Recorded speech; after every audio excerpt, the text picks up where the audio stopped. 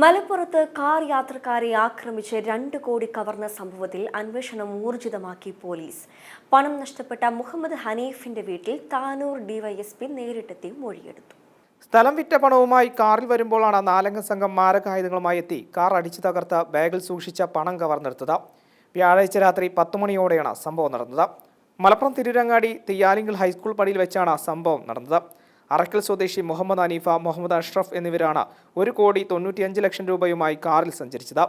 കൊടിഞ്ഞിയിൽ മുഹമ്മദ് ഹനീഫയുടെ ഉടമസ്ഥയിലുള്ള വസ്തുവിറ്റ പണമാണ് നഷ്ടമായത്.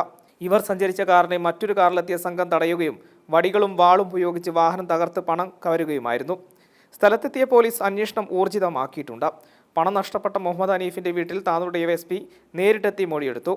ഹനീഫിന്റെ കൂടെയുണ്ടായിരുന്ന മുഹമ്മദ് അഷ്റഫിൻ്റെയും മൊഴി പോലീസിൽ രേഖപ്പെടുത്തിയിട്ടുണ്ട്. താനൂർ സ്റ്റേഷനിൽ ഇങ്ങനെ ഒരു പരാതി കിട്ടിയിട്ടുണ്ട്.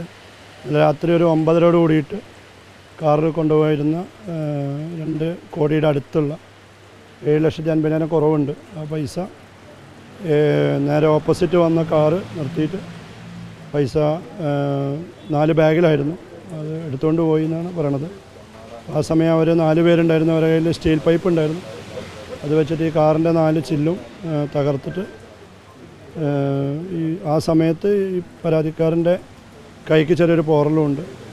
പൈസ പോയി എന്നാണ് പറയണത്. എന്തായാലും അത് കാര്യമായിട്ട് തന്നെ അന്വേഷണം ആരംഭിച്ചിട്ടുണ്ട്.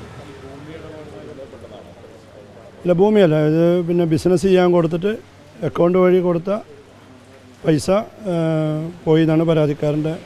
അക്കൗണ്ട് വഴി കൊടുത്ത പണം പാർട്ടായിട്ട് ഇന്നലെ തിരിച്ചു കൊടുത്തതാണ്.